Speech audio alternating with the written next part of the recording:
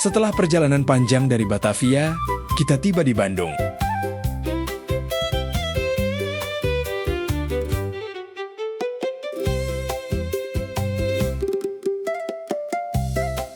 Saat kereta memasuki stasiun, suasana langsung berubah menjadi sibuk.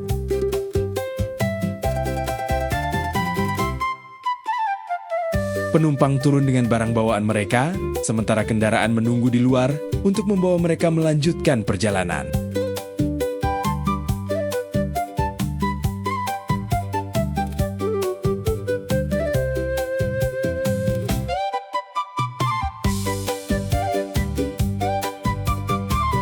Pada masa itu, Bandung bukan hanya salah satu kota penting di Jawa Barat.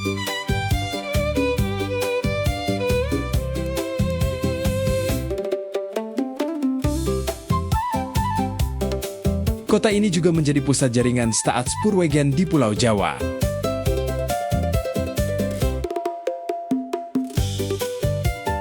Di kota inilah kantor pusat SS berada. Dari tempat inilah, berbagai urusan perusahaan diatur. Sementara jaringan rel terus menghubungkan kota-kota dan wilayah yang jauh di seluruh Jawa.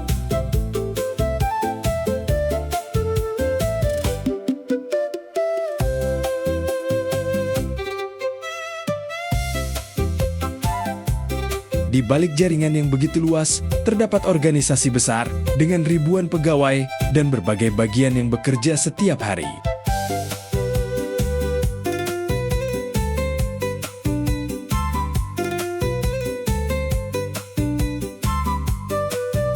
Menjelang pukul 2 siang, aktivitas kantor mulai berakhir.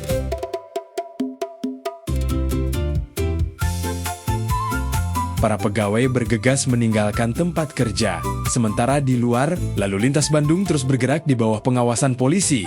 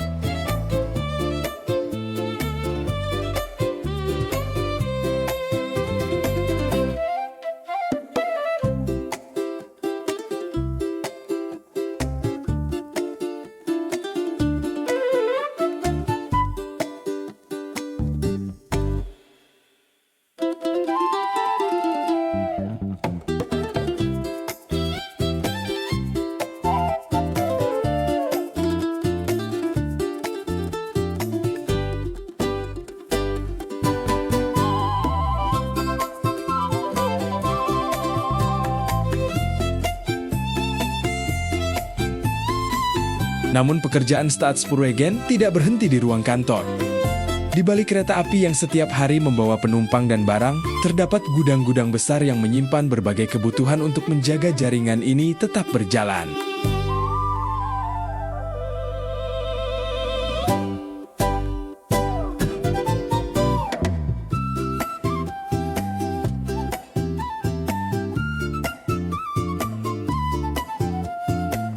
Di gudang pusat ini tersimpan berbagai material untuk jaringan kereta api, mulai dari rel dan wesel hingga rangka jembatan.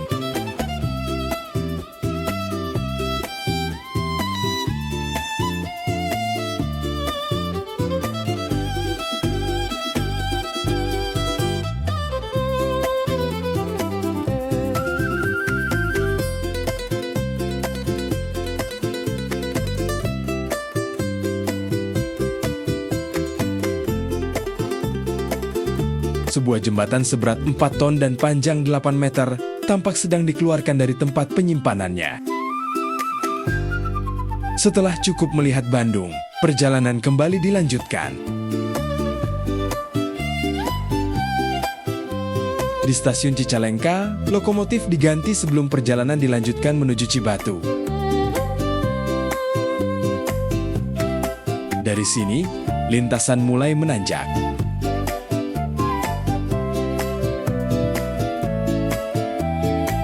Jalur kereta melewati tikungan-tikungan tajam dan lereng-lereng yang semakin curam.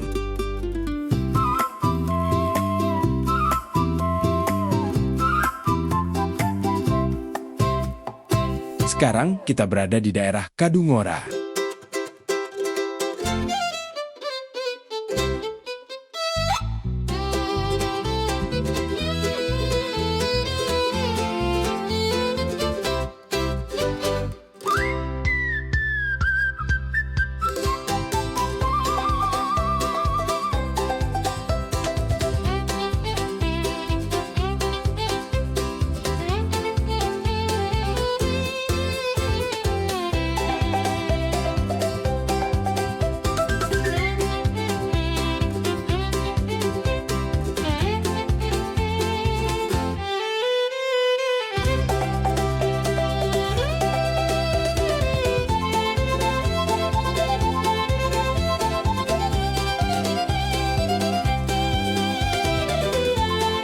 Melewati lintasan yang mulai menanjak melewati 3 jembatan yang membentang di kawasan Karikil.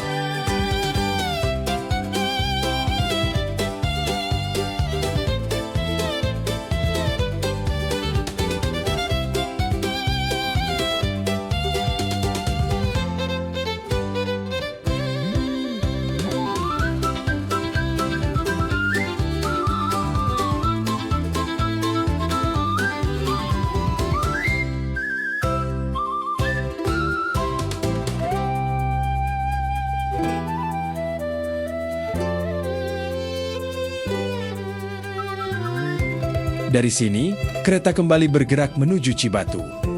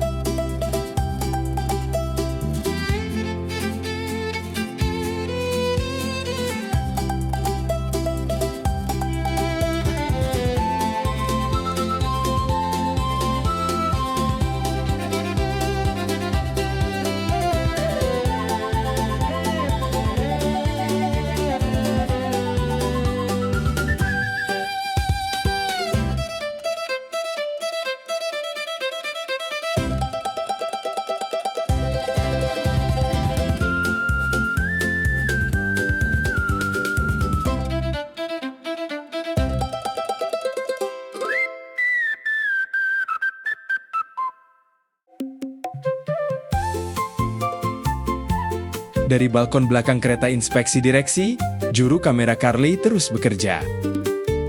Dari tempat inilah, berbagai gambar perjalanan ini direkam.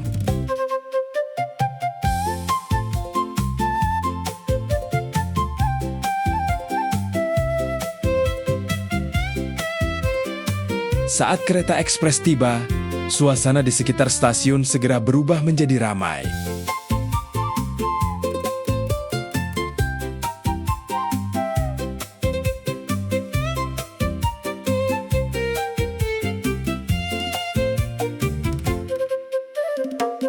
Penumpang datang dan pergi, sementara kehidupan di sekitar jalur kereta terus berlangsung.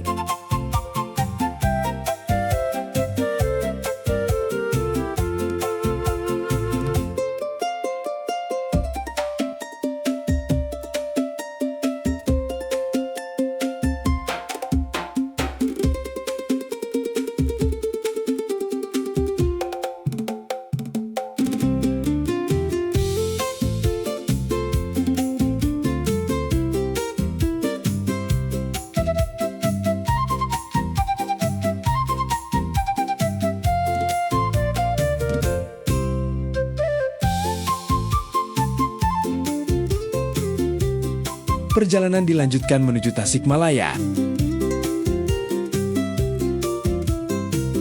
Sejauh mata memandang, bentang alam Priangan Timur terbuka luas.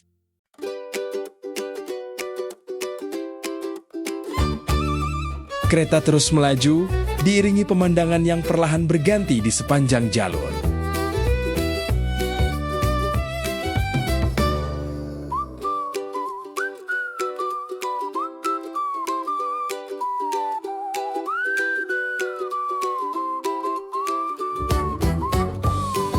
Dari sini, kereta perlahan berbelok ke selatan.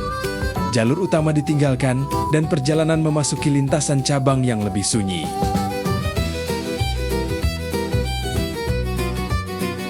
Di hadapan kita, sebuah terowongan membuka jalan menembus perbukitan Kalipucang.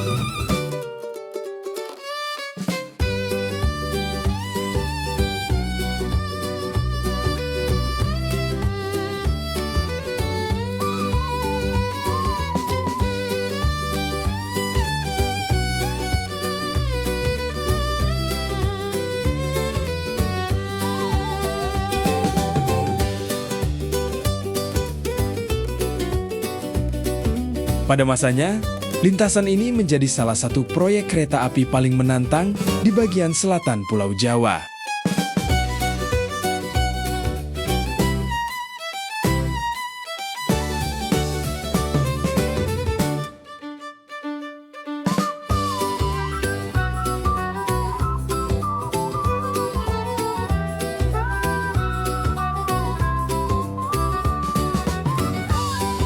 Ketika pembangunan dimulai, sebagian besar wilayah Kalipucang dan Parigi masih tertutup rimba tropis yang lebat.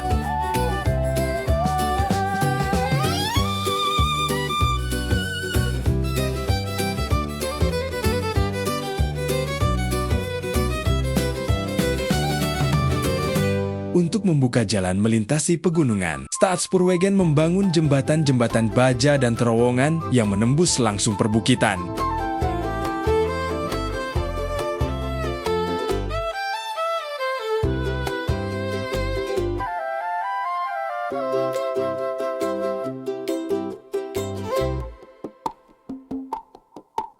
Beberapa terowongan diberi nama Hendrik dan Juliana, mengambil nama anggota keluarga kerajaan Belanda. Sebuah kebiasaan yang cukup lazim dalam proyek-proyek besar pada masa itu.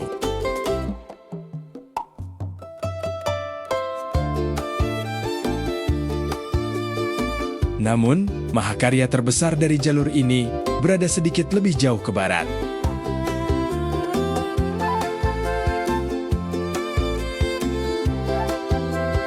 Yaitu terowongan Wilhelmina dengan panjang lebih dari 1 km. Terowongan ini pernah menjadi terowongan kereta api terpanjang di Hindia Belanda.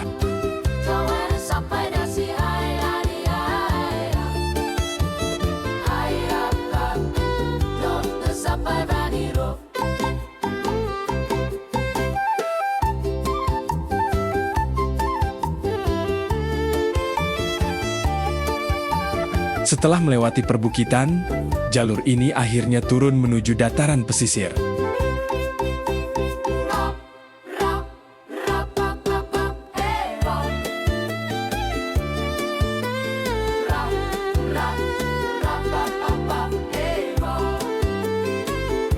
Di kejauhan, Samudra Hindia terbentang luas. Sementara itu, rel terus mengikuti garis pantai menuju Cijulang.